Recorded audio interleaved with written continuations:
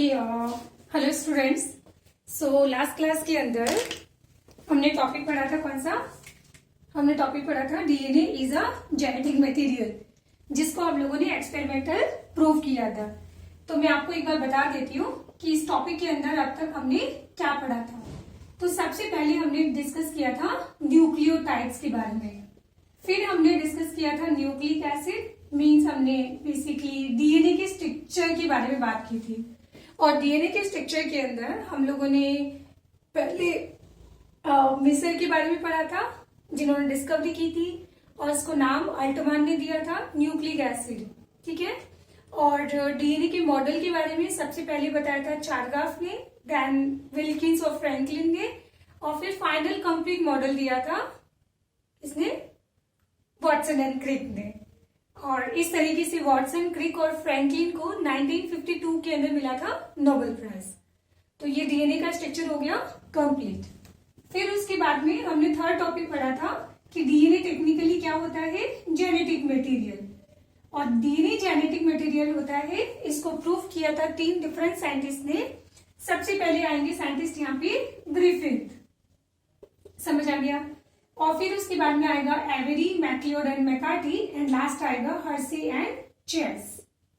तो ग्रिफिथ ने previous class में पढ़ा था कि एक्सपेरिमेंट कहां पे किया था। तो ग्रिफिथ ने एक्सपेरिमेंट किया था न्यूमोकोकस निमोनी पे। ठीक है। एंड इन्होंने फाइनली ये बोला था, क्या एक्सपेरिमेंट का नाम था ट्रांसफॉर्मेशन। और एवेरी, मैक्लियोड और मैकार्टी ने इसको बायोकेमिकली प्रूव किया था। और हर्सी और चेस ने ये बैक्टीरियोफाज पे एक्सपेरिमेंट किया था, जहां पे उन्होंने यूज किया था रेडियो आइसोटोप टेक्निक। इसके बाद अब हम लोग आगे चलते हैं। तो आगे चलने पर आपको टॉपिक मिलेगा क्या, जेनेटिक मटेरियल के बारे में। ठीक है। तो एक जेनेटिक मटेरियल की प्रॉपर्टीज अगर आपको डिस्कस करनी हो, क्या डिस्कस करनी हो, प्रॉपर्टीज। और अगेन ये 12th बोर्ड का काफी फेवरेट क्वेश्चन है। ठीक है। तो जेनेटिक मटेरियल की क्या प्रॉपर्टीज होनी चाहिए, मतलब उसके पास क्या क्या कैरेक्टरिस्टिक्स होनी चाहिए। तो सबसे पहली चीज कि जेनेटिक मटेरियल स्टेबल होना चाहिए।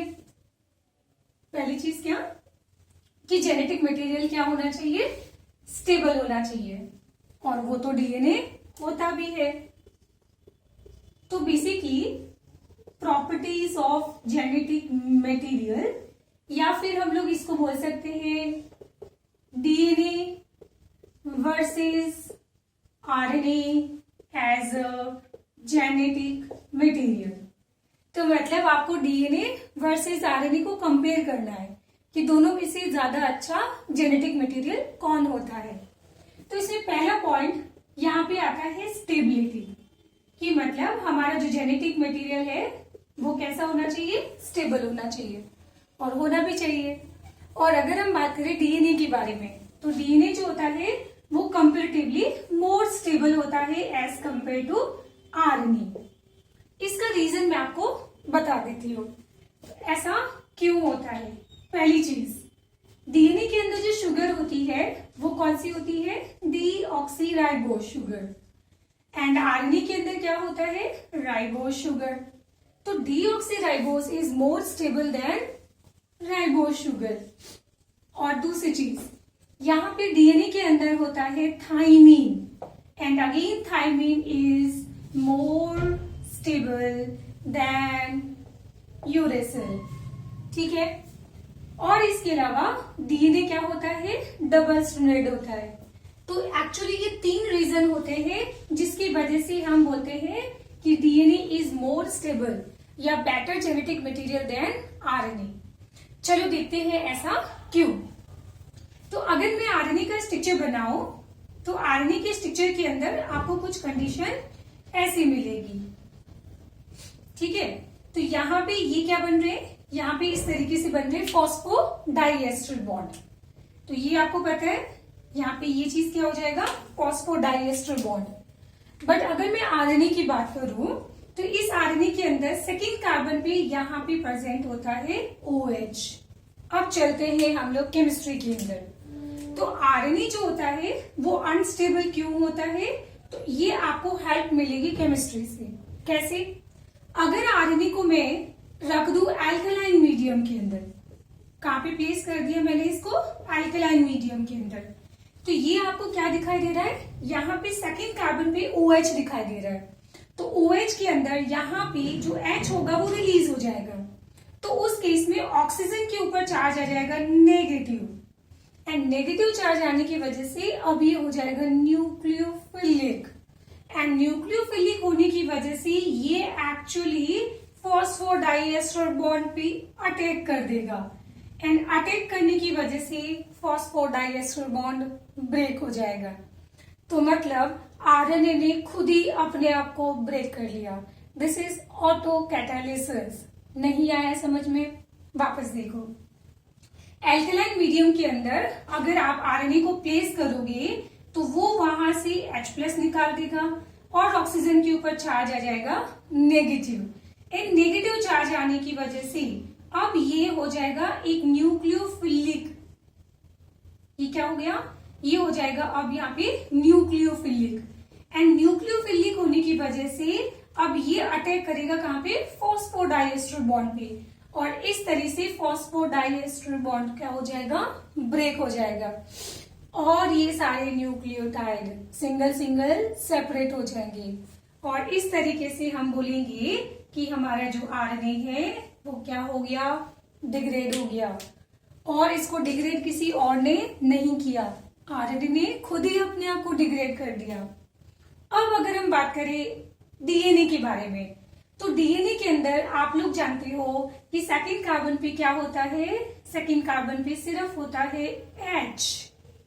सेकंड कार्बन पे क्या होता है? सिर्फ होता है H, और H प्रेजेंट होने की वजह से यहाँ पे न्यूक्लियोफिलिक मॉइटीज नहीं बनेगी। सो उस वजह से ये क्या हो जाएगा? स्टेबल हो जाएगा। सो बेसिकली ये होता क्या है, ये आपको कोई भी बोर्ड एग्जाम के अंदर नहीं पूछा जाएगा, और ना ही आपको नीट एग्जाम के अंदर पूछा जाएगा कि एग्जैक्टली आरएनए जो होता है वो अनस्टेबल क्यों होता है। बस ये ध्यान रखना कि आरएनए के सेकेंड कार्बन पे प्रेजेंट होता है OH ग्रुप, दैट्स वाई कैसा होता है वो ऑटो कैटालिटिक होता है, और डीएनए के अंदर प्रेजेंट होता है H ग्रुप, दैट्स वाई वो ऑटो कैटालिटिक नहीं होगा, वो अपने आप को खुद से ही डिग्रेड नहीं करता है। ठीक है, तो यहाँ पे ये हो गया रीजन कि मोर स्टेबल क्यों होगा, बिकॉज इसमें सेकेंड कार्बन पे OH जो है वो एब्सेंट होता है। और अगर हम बात करें थाइमीन के बारे में, तो हमने जब थाइमीन का स्ट्रक्चर बनाया था तो वो स्ट्रक्चर हमने कुछ इस तरीके से ड्रॉ किया था। यहाँ पे क्या होगा? डबल बॉन्ड O, यहाँ पे क्या? डबल बॉन्ड O, NH, और यहाँ पे भी क्या होगा? NH। तो ये डायग्राम किसका हो गया? यूरेसिल का। और अगर इसको थाइमीन के अंदर कन्वर्ट करना है तो यहाँ पे मैं लगा दूंगी मिथाइल ग्रुप। तो अब क्या होता है? मिथाइल ग्रुप लगाने पर ये शो करेगा plus I effect, and plus I effect की वजह से ये वाला जो बॉन्ड होगा ये अब चला जाएगा कहां पे? रेजोनेंस के अंदर। तो एक्चुअली मिथाइल ग्रुप प्रेजेंट होने की वजह से अब यहाँ पे शुरू हो जाता है रेजोनेंस, एंड रेजोनेंस की वजह से थाइमीन जो होता है that is more stable than uracil. ये भी आपसे एग्जाम में कोई नहीं पूछेगा। ठीक है, आपको बस इतना ही लिखना है कि थाइमीन जो होता है वो यूरेसिल से ज्यादा स्टेबल होता है। ठीक है, बट डीऑक्सीराइबोस के अंदर सेकेंड कार्बन पे OH एब्सेंट होता है। तो एग्जैक्टली उससे होता क्या है वो मैंने आपको पूरा मैकेनिज्म एक्सप्लेन कर दिया है, बट आपको बोर्ड एग्जाम के अंदर नहीं लिखना है। क्लियर? नेक्स्ट उसके बाद बात करते हैं तो डीएनए कैसा होता है? डबल स्ट्रैंडेड होता है। तो डबल स्ट्रैंडेड होने से क्या फायदा होगा? तो जैसा कि हमने पढ़ा था कि अगर ये सिंगल स्ट्रैंडेड होता है तो यहाँ पे इसके अंदर प्रेजेंट होते हैं नाइट्रोजनस बेस। अब नाइट्रोजनस जो बेस होते हैं वो आ गए वाटर के कांटेक्ट में, जो हाइड्रोफोबिक होते हैं, सो दैट्स वाई वो स्टेबल नहीं रह सकते हैं। तो इसलिए हम लोग just like cell membrane DNA को भी बना देते हैं न्यूक्लियर डबल स्ट्रैंडेड, है ना, बाइलेयर बना देते हैं। एंड इससे फायदा क्या होगा? इससे फायदा ये होगा कि जो नाइट्रोजनस जो बेस होंगे वो एक्चुअली आ जाएंगे कहां पे? वो आ जाएंगे इंटीरियर सरफेस में ना। वो इस तरीके से क्या हो गए, ये स्टेबल हो जाते हैं। समझ आया? पक्का? बट अगेन तुम्हें एग्जाम के अंदर ये चीज एक्सप्लेन नहीं करनी है। तुम्हें बस ये लिखना है कि वो डीएनए डबल स्ट्रैंडेड होने की वजह से वो स्टेबल होता है। ठीक है, तो पहली चीज तो आपको पता होनी चाहिए कि जेनेटिक मटेरियल कैसा होना चाहिए, स्टेबल होना चाहिए।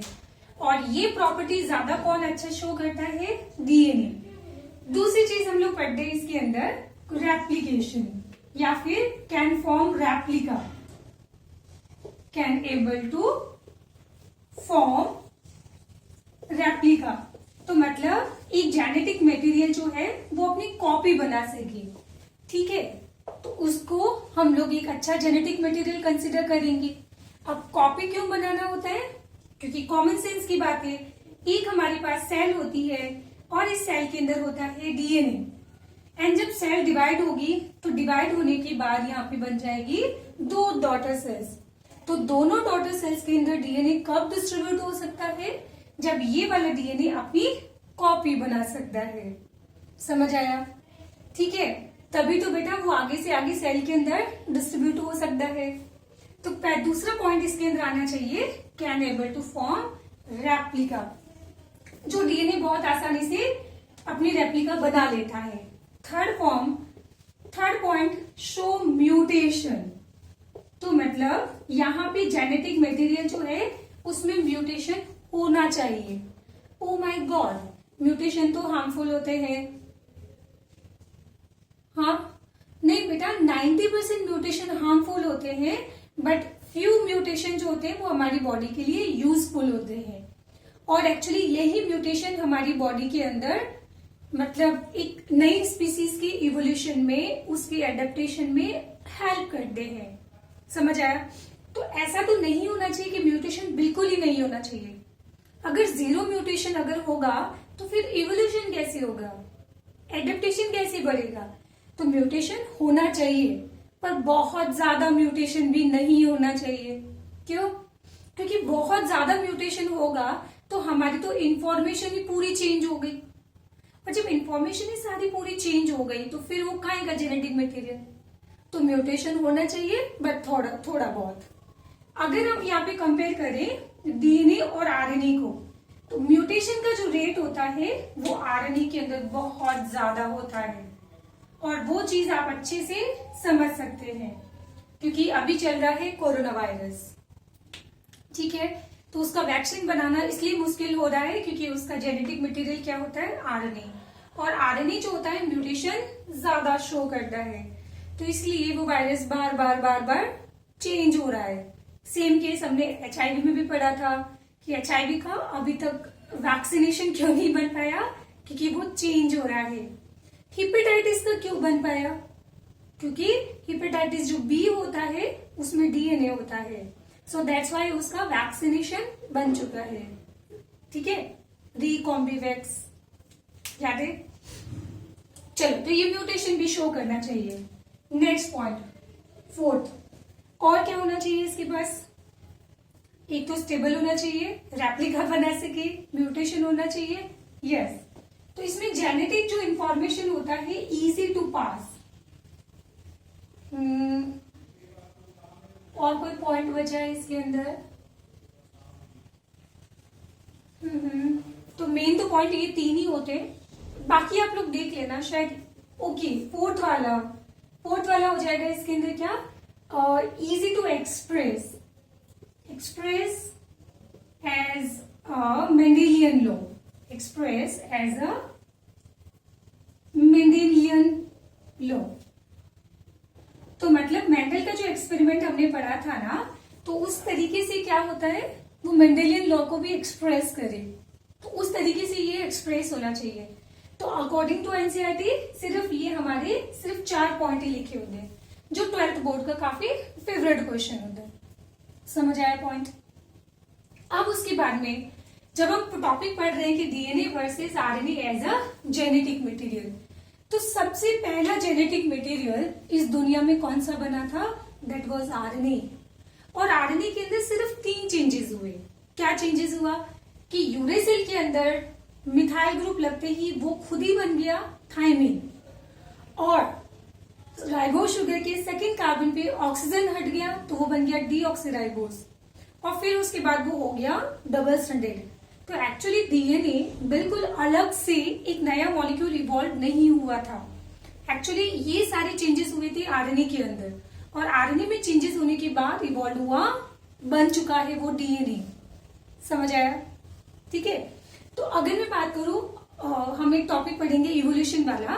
तो अर्थ के ऊपर जब सबसे पहले फर्स्ट टाइम जब लाइफ इवॉल्व हुई थी, तो उस टाइम सबसे पहली बार जो जेनेटिक मटेरियल बना था दैट वाज आरएनए। तो उसके बारे में भी मैं आपको एक सिंपल सा चीज बता देती हूँ। और उस टाइम ये आरएनए जेनेटिक मटेरियल का भी रोल प्ले करता था। किसका? ये बेचारा जेनेटिक इंफॉर्मेशन को स्टोर भी करता था। और उस टाइम जो सबसे पहली प्रोटीन बनी थी ना, वो एंजाइम का काम नहीं करती थी। तो इस वजह से आरएनए जो होता है वो क्या करता है, एंजाइम की तरह काम भी कर सकता है, क्योंकि इसके पास होती है कैटालिटिक एक्टिविटी। क्या प्रेजेंट होता है इसके पास? कैटालिटिक एक्टिविटी होती है। मैं एक्सप्लेन करूंगी। तो इस वजह से ये जो आरएनए था वो बिल्कुल शुरू में एज अ जेनेटिक मटेरियल का भी रोल प्ले करता था और एज अ रोल प्ले करता था एंजाइम। तो धरती के ऊपर सबसे पहले बनने वाला जेनेटिक मटेरियल वाज आरएनए। सबसे पहले बनने वाला एंजाइम दैट वाज आरएनए। समझ आया? बट बेचारे से इवोल्यूशन के दौरान इस आरएनए से दोनों काम छीन लिए गए। जेनेटिक मटेरियल का काम दे दिया गया डीएनए को, और एंजाइम का काम भी इससे छीन लिया गया और वो दे दिया गया प्रोटीन को। और आज ये बेचारा इस डीएनए से आरएनए बनता है और आरएनए से प्रोटीन बनता है। तो इस डीएनए और प्रोटीन के बीच में ये बेचारा इंटरमीडिएट की तरह बैठा है। ये सिर्फ क्या करता है, जेनेटिक इंफॉर्मेशन को कैरी करता है, मतलब ट्रांसमिशन करता है। ठीक है।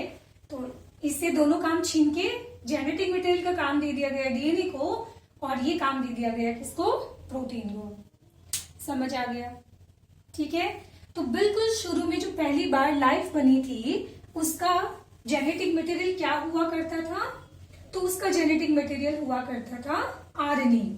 तो उस वर्ल्ड को बोला जाएगा आरएनए वर्ल्ड, और अभी की दुनिया डीएनए वर्ल्ड। तो पुराना हीरो कौन? आरएनए। आज का हीरो कौन? सलमान खान नहीं। कौन होगा? डीएनए। तो यहाँ पे अब हम लोग डिस्कस करेंगे यहाँ पे आरएनए वर्ल्ड के बारे में। तो मैं ऐसा बोल सकती हूँ ना कि ये first evolved genetic material was RNA, और सबसे पहले first evolved enzyme on earth was also RNA, है ना। तो इस पुरानी दुनिया को क्या बोला जाता है? आरएनए वर्ल्ड बोला जाता है। अब मैम आप इसको प्रूव कैसे करोगे? प्रूव कैसे करोगे? तो बेटा इसको प्रूव करना है अब आज के टाइम में कौन? तो इसको प्रूव कैसे करोगे आप? तो इसको प्रूव करने के दो तरीके। आज भी कुछ ऐसे ऑर्गेनिज्म है बेटा जिनके अंदर आरएनए जेनेटिक मटेरियल होता है, और आज भी कुछ ऐसे एंजाइम हैं जो एक्चुअली आरएनए ही होता है। चलो लेट्स सी। बताओ यहाँ पे RNA as a genetic material कहाँ पे रोल प्ले करता है? तो आपने सुना होगा ओनली वायरस, और वायरस में भी कौन से? RNA virus. But RNA virus भी हमारे पास दो तरह के होते हैं।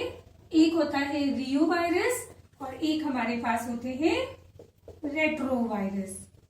तो जो रियो वायरस होता है इसका मीनिंग होता है कि जिसके पास वायरस जिसमें as a genetic material RNA होगा, बट वो आरएनए कैसा होगा? Double stranded. और रेट्रो वायरस का मीनिंग होता है जिसमें जेनेटिक मटेरियल आरएनए होगा, बट वो कैसा होगा? Single stranded RNA.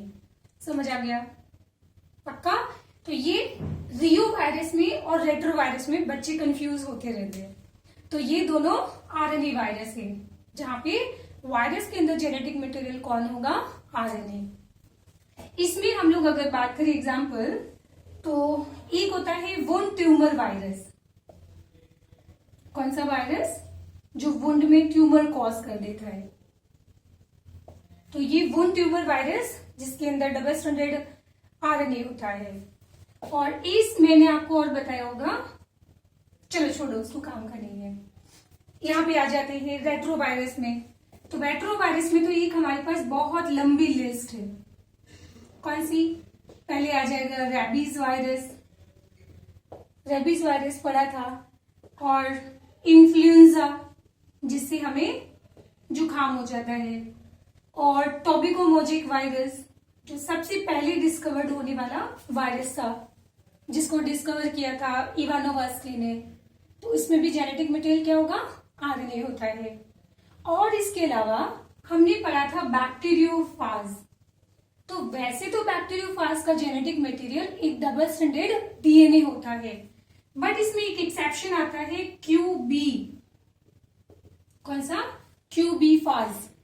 तो ये क्यूबी फाज के अंदर एक ही आरएनए होता है, वो भी कैसा, सिंगल स्ट्रैंडेड आरएनए। इसका जेनेटिक मटेरियल डीएनए नहीं होता है।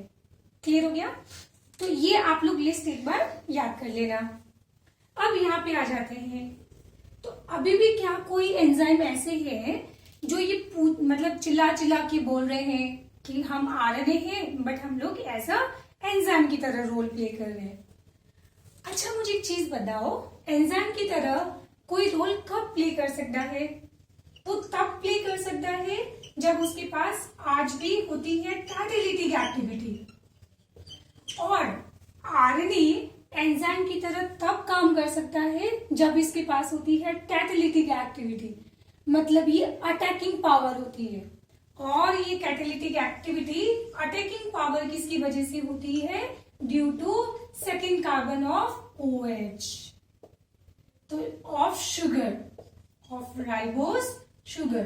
तो आरएनए के अंदर जस्ट हमने अभी पहले समझा था कि उसके सेकेंड कार्बन पे होता है OH, तो वो H हट जाएगा, ऑक्सीजन के ऊपर आ जाएगा नेगेटिव चार्ज, और नेगेटिव चार्ज आने की वजह से वो बन जाता है न्यूक्लियोफिलिक।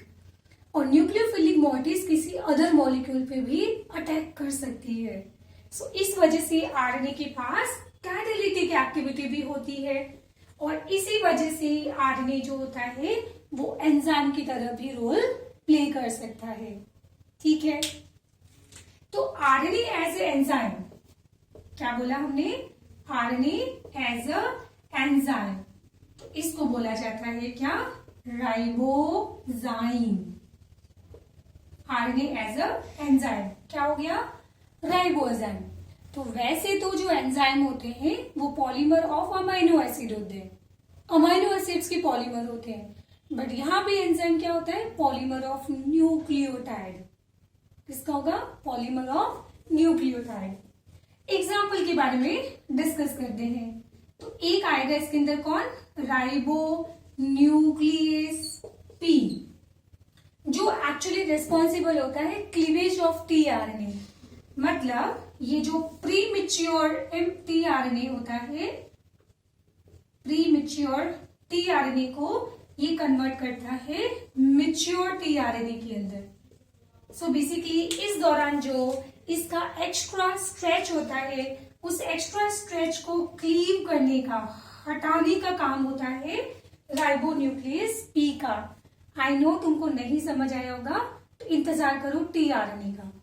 किसका? टीआरएनए का वेट करो, वहां पे मैं इसको और अच्छे से एक्सप्लेन करूंगी।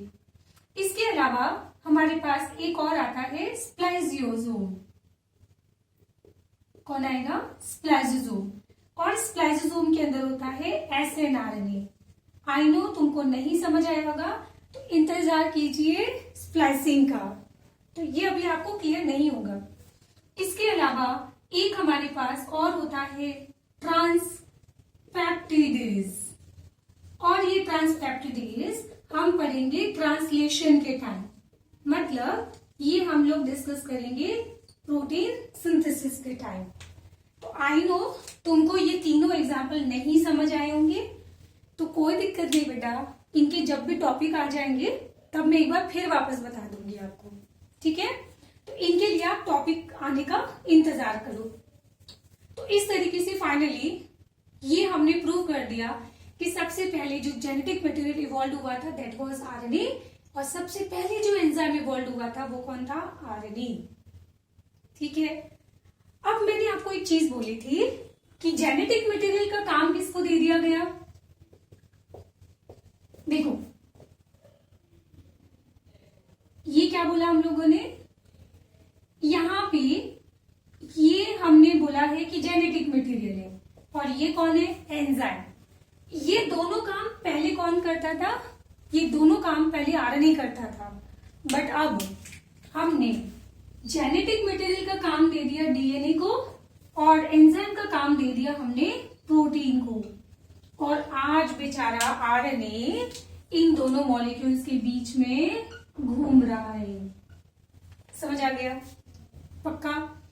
तो इस तरीके से फाइनल कंक्लूजन अगर बनता है तो सबसे अच्छा जेनेटिक मटेरियल कौन? डीएनए। तो आरएनए बेचारा क्या हो गया? खराब हो गया।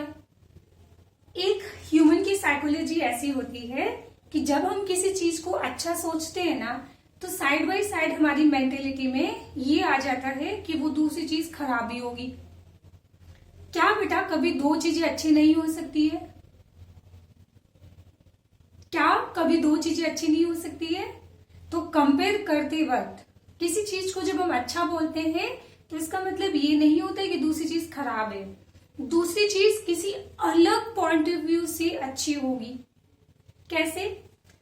डीएनए जेनेटिक मटेरियल की तरह रोल अच्छा प्ले कर रहा है, बट इस जेनेटिक इंफॉर्मेशन को आगे कॉपी करने में, ट्रांसमिशन करने में आरएनए बहुत इजीली हेल्प करेगा।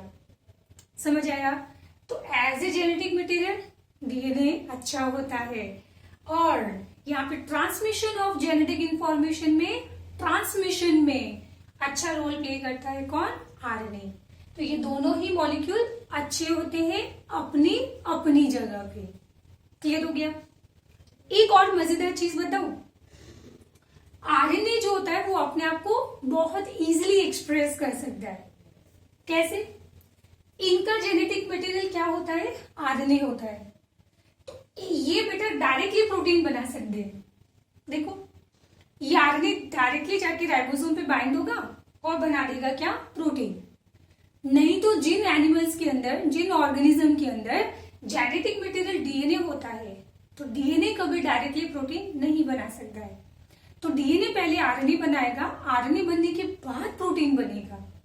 तो इसका मतलब जिनका जेनेटिक मटेरियल आरएनए होता है वो इजीली एक्सप्रेस हो सकता है, और इजीली एक्सप्रेस हो सकता है। दैट्स वाई हमने इसको काम हैंडओवर किया किसका? ट्रांसमिशन का।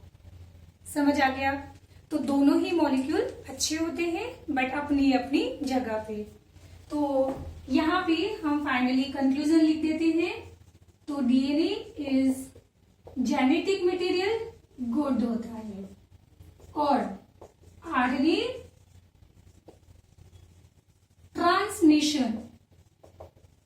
ट्रांसमिशन ऑफ जेनेटिक इंफॉर्मेशन में गुड होता है। जेनेटिक इंफॉर्मेशन में गुड होता है। और इस तरीके से मैं बोल सकती हूँ कि आरएनए जो होता है वो इजीली एक्सप्रेस हो सकता है। ये express as a genetic material ना, तो इस पॉइंट को मैं यहां पे लिख देती हूँ। तो आरएनए इजीली एक्सप्रेस हो सकता है, बट सिर्फ इस एक अच्छी प्रॉपर्टी की वजह से हम इसको जेनेटिक मटेरियल का काम नहीं दे सकते हैं। ठीक है? क्योंकि बाकी की प्रॉपर्टी भी तो अच्छी होनी चाहिए ना। समझ आया? तो ये टॉपिक हमने खत्म कर लिया। कौन सा? जेनेटिक मटेरियल की प्रॉपर्टीज, और हमने डिस्कस किया हेडिंग कौन सा? RNA world. क्लियर? तो उसको फटाफट कॉपी, रफ कॉपी के अंदर फटाफट प्रैक्टिस करो। पहले वीडियो पोस्ट करो, फटाफट इसकी प्रैक्टिस करो जल्दी से, फिर आगे बढ़ते हैं।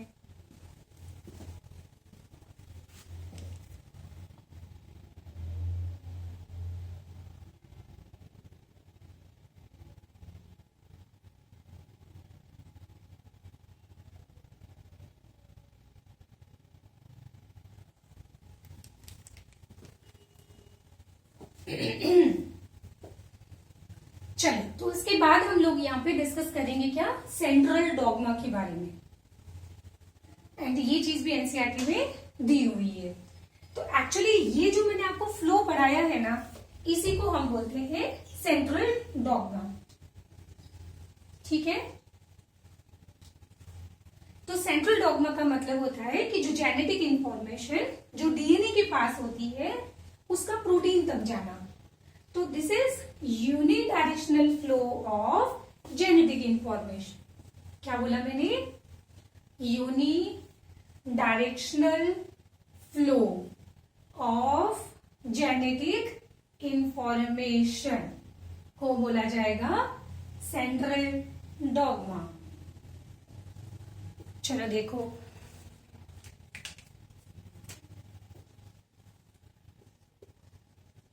तो next topic is central dogma. तो मैं इसके दो वर्जन बनाऊंगी, एक ओल्ड वर्जन और एक न्यू वर्जन। तो इसका जो ओल्ड वर्जन था उसमें ये कहा जाता था कि डीएनए से आरएनए बनता है और आरएनए से प्रोटीन बनता है, और यहाँ पे डीएनए से आरएनए बनने को बोला जाएगा ट्रांसक्रिप्शन, और आरएनए से प्रोटीन बनने को बोला जाएगा ट्रांसलेशन। तो दिस इज सेंट्रल डॉगमा। और सी से सेंट्रल डॉगमा और सी से साइंटिस्ट आएंगे कौन? क्रिक। तो वॉटसन और क्रिक जो हमने पढ़ा था उसमें वॉटसन हटा दो, पीछे बचा क्रिक।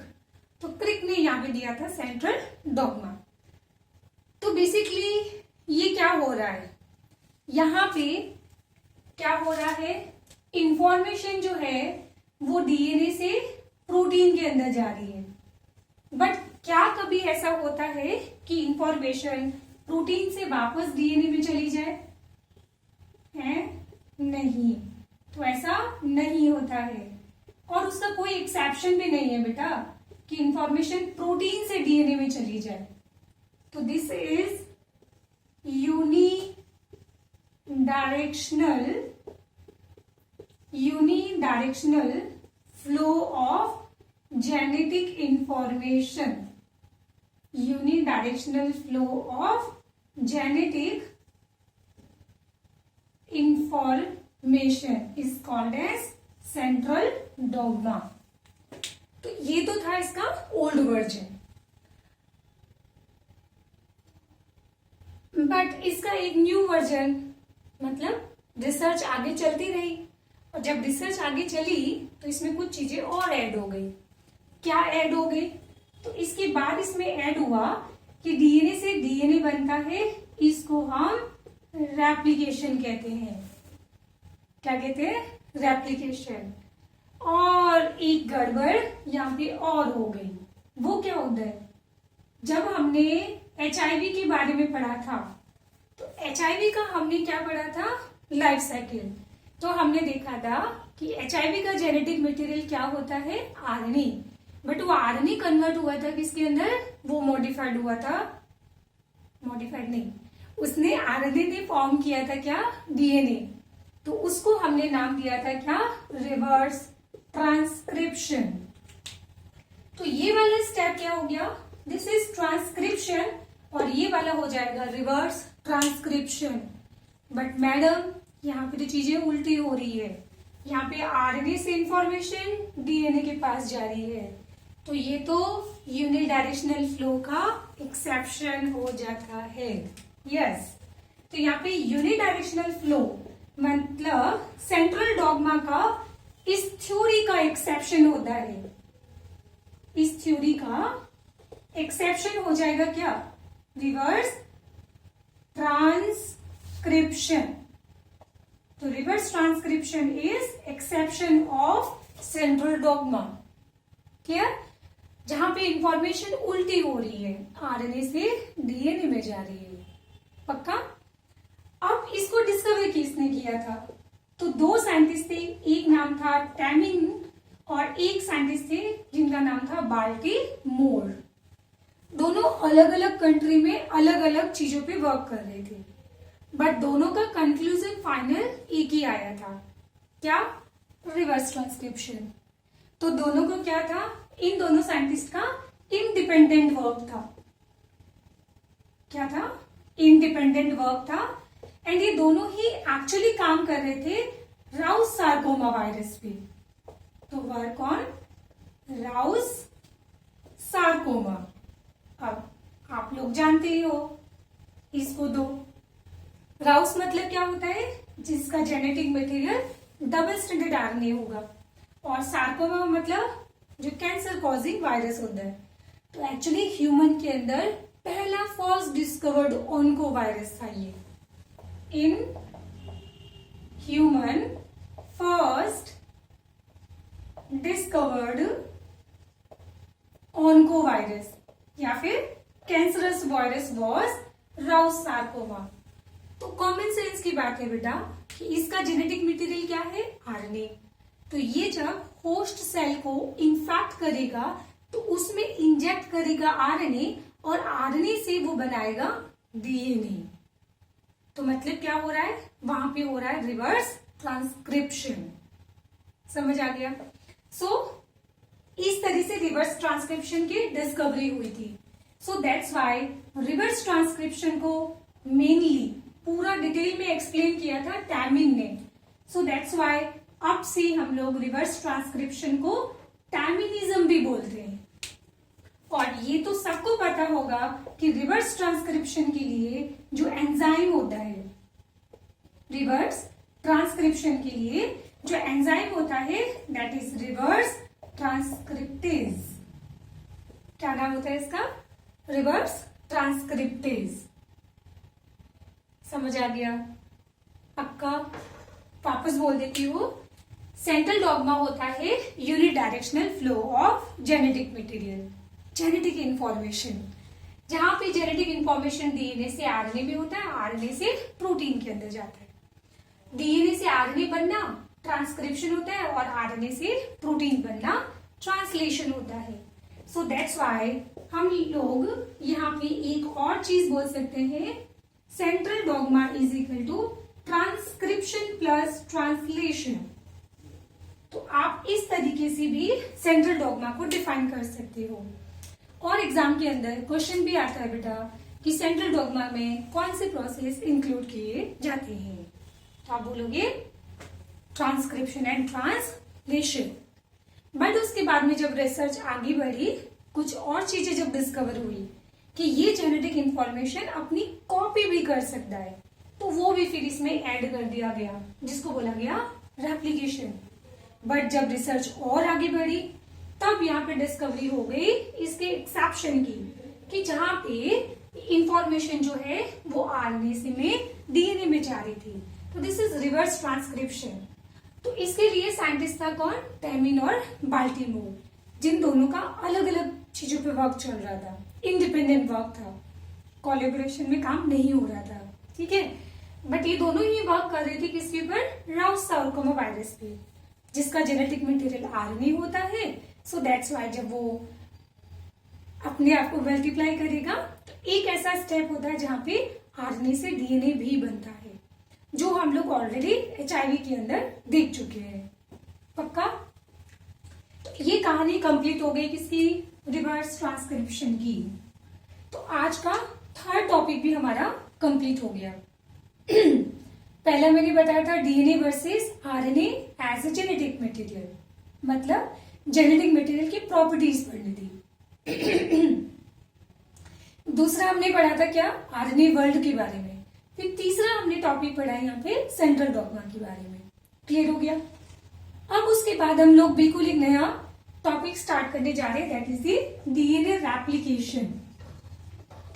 तो बेटा इस चैप्टर को मुझे पढ़ाने में अब ज्यादा दिन नहीं लगेंगे, क्योंकि एक दिन रेप्लिकेशन होगा, एक दिन ट्रांसक्रिप्शन होगा, एक दिन ट्रांसलेशन हो जाएगा, फिर एक दिन में ह्यूमन जीनोम प्रोजेक्ट हो जाएगा, और एक दिन में जीन रेगुलेशन हो जाएगा, एक दिन 2 दिन। तो अप्रोक्स 6 और लेक्चर लगेंगे और ये चैप्टर कंप्लीट हो जाएगा। ठीक है, चलो।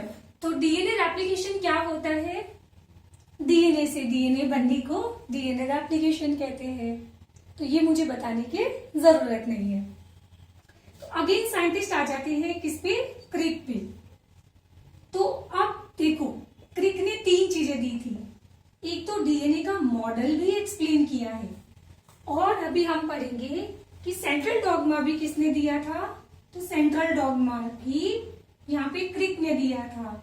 और इवन डीएनए रेप्लिकेशन जो होता है वो सेमी कंजर्वेटिव मेथड से होता है। कैसे होता है, सेमी कंजर्वेटिव मेथड। तो इस मेथड के बारे में भी किसने बताया था, सिर्फ बताया था, बताया, एक्सपेरिमेंटल प्रूफ नहीं किया था।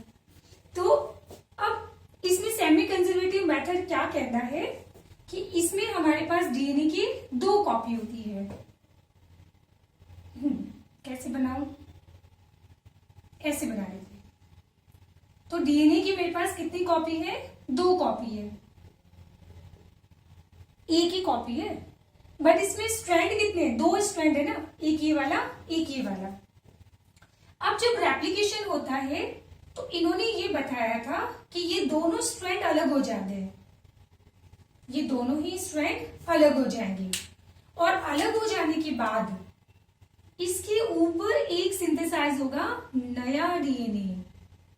तो इसका मतलब जो डॉटर डीएनए बन रहा है उस डॉटर डीएनए के अंदर एक स्ट्रैंड तो पेरेंटल स्ट्रैंड होगा, बट दूसरा स्ट्रैंड डॉटर स्ट्रैंड होगा। तो रेड वाला स्ट्रैंड किसका है, रेड वाला यहाँ पे होगा डॉटर स्ट्रैंड, और जो ब्लैक वाला है दिस इज पेरेंटल स्ट्रैंड। तो इस तरीके से ये जो पूरा डीएनए बन रहा है, ये वाला जो पूरा नया डीएनए बना है, इस नए डीएनए के अंदर 2 स्ट्रैंड होते हैं, जिनमें से एक तो पूरा नया सिंथेसाइज होता है, बट एक स्ट्रैंड पूरा पेरेंट्स का होता है। समझ आ गया? सो दैट्स वाई हम बोलेंगे कि यहाँ पे पेरेंटल स्ट्रैंड कितना कंजर्व है, तो हाफ ऑफ द डीएनए यहाँ पे क्या है, पेरेंटल स्ट्रैंड है। दैट्स वाई इस मॉडल को दिया गया था सेमी कंजर्वेटिव मॉडल। क्या बोला गया इसको, सेमी कंजर्वेटिव मॉडल बोला गया था। तो इससे पहले भी यहाँ पे सेमी कंजर्वेटिव मॉडल के अलावा भी 2 रिजेक्टेड मॉडल और दिए गए थे। कौन से, एक दिया गया था डिस्ट्रप्टिव मॉडल, सॉरी क्या बोलते हैं इसको, चलो दूसरा मुझे अभी याद आ जाएगा। दूसरा दिया गया था यहाँ पे कंजर्वेटिव मॉडल। अब कंजर्वेटिव मॉडल कहने का मतलब ये था कि ये हमारे पास पेरेंट की स्ट्रैंड हो गई, जो मैं दोनों ही कैसे बना रही हूं, ब्लैक कलर से बना रही हूं। अब इन्होंने बोला था, यहाँ पे साइंटिस्ट का नाम आपको याद नहीं करना है कि किसने बोला था, बस उन्होंने बोला था कि डीएनए का रेप्लिकेशन कुछ इस तरीके से होता है। मतलब इस तरीके से। तो उन्होंने बोला कि जब नया डीएनए बनता है तो उसमें एक डीएनए फुल्ली कंजर्व होता है, वो पूरा का पूरा पेरेंटल होता है, और एक डीएनए पूरा का पूरा नया बनता है, बट ऐसा नहीं होता है। इसलिए ये मॉडल क्या हो गया, रिजेक्ट हो गया। तो सबसे एक्सेप्टेड जो मॉडल था वो कौन सा था, सेमी कंजर्वेटिव। और एक पॉइंट और ध्यान रखना, यहाँ पे मैंने लिख दिया आगे ऑलवेज। मैं बायोलॉजी के अंदर ऑलवेज बहुत रेयर टाइम लिखूंगी बेटा, बट जहां लिख दिया ऑलवेज और उसके बाद अगर एग्जामिनर आपसे कुछ भी पूछे तो आपको कंफ्यूज नहीं होने का। आपसे पूछे कि ह्यूमन के अंदर तो डीएनए का रेप्लिकेशन सेमी कंजर्वेटिव होता है, तो बताओ प्रोकैरियोटिक सेल के अंदर बैक्टीरिया में कैसे होगा, तो आपको आंसर देना है अगेन सेमी कंजर्वेटिव। चलो यूकैरियोट्स में प्रोकैरियोट्स में दोनों में सेमी कंजर्वेटिव मॉडल होता है, पर कोई एक नया एलियन पृथ्वी पे आ गया है, बताओ उसका डीएनए कैसे रेप्लिकेट होगा। तो बेटा चाहे भगवान भी क्यों ना हो तो उनके अंदर भी डीएनए रेप्लिकेशन कैसा होगा, सेमी कंजर्वेटिव। क्योंकि यूज करना है कॉमन सेंस। भाई एक स्ट्रैंड होगा तभी तो आप उसके ऊपर नया स्ट्रैंड बना पाओगे। अब हवा में नया डीएनए कैसे बना लोगे आप, है ना। तो एक स्ट्रैंड तो हमारे पास होता ही है जिसके ऊपर नया डीएनए सिंथेसाइज किया जाता है, ठीक है। फिर इसको मॉडल को नाम क्या दिया गया था, डिस्ट्रक्टिव मॉडल।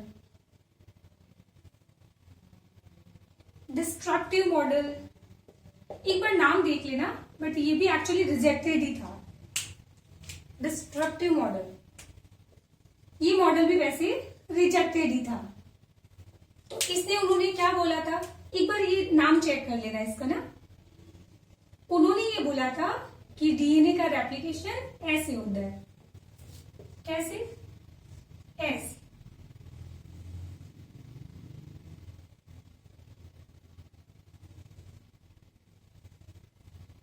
तो अगर मैं यहाँ पे इसके स्ट्रैंड्स के नाम लिख दूं, तो ये मान लो कि इसका ये वाला पोर्शन कौन सा हो गया, फर्स्ट, ये पोर्शन हो गया सेकंड, ये वाला पोर्शन हो गया थर्ड, और ये वाला हो गया फोर्थ। तो इन्होंने बोला कि फर्स्ट यहाँ पे है, सेकंड यहाँ पे होगा, थर्ड हो गया यहाँ पे। Yes, this is destructive model, सही नाम लिखा है मैंने, ठीक है। तो इन्होंने बोला था कि इस तरीके से ये जो नया डीएनए बनता है उसमें ये डिस्ट्रीब्यूट हो जाता है। डिस्ट्रक्टिव मतलब इस तरीके से वो डिस्ट्रीब्यूट हो जाता है, और बाकी ये बीच बीच में जो फ्रेगमेंट्स होते हैं वो नए सिंथेसाइज होते हैं। तो पैरेंटल डीएनए का जो स्ट्रैंड होता है वो फ्रेगमेंटेड होता है, और फ्रेगमेंटेड स्ट्रैंड इस तरीके से रैंडमली डिस्ट्रीब्यूट हो जाते हैं, बट ऐसा बकवास नहीं होता है, ठीक है, पक्का, श्योर। तो ये सबसे एक्सेप्टेड मॉडल के बारे में बताया था किसने, क्रिक ने, ध्यान रखना, सिर्फ बताया था, बट इसको प्रूव किया था साइंटिस्ट मैसेल्सन और स्टॉहल ने, साइंटिस्ट टेलर ने, साइंटिस्ट कर्न ने। 3 साइंटिस्ट है जो पॉसिबली हम लोग नेक्स्ट क्लास में डिस्कस करेंगे। तो नेक्स्ट क्लास में आपका शुरू होने वाला है मैसेल्सन और स्टॉल का एक्सपेरिमेंट। अगेन 12th बोर्ड का बहुत ही फेवरेट क्वेश्चन, बेहतरीन क्वेश्चन। इस चैप्टर से बेटा लॉन्ग क्वेश्चन आता है, ध्यान रखना, ठीक है। चलिए, तो आज हम लोग यहीं पे क्लास ओवर कर लेते हैं। तो आज बहुत हो गई बकवास, अब इसको फटाफट अभी के अभी प्रैक्टिस करो, ठीक है। ये इंतजार मत करो बेटा कि बाद में नोट्स बनाएंगे अच्छे से और उसके बाद पढ़ाई करेंगे, क्योंकि बाद में कभी नहीं आता है, ठीक है। चले फिर, ठीक है, बाय बाय।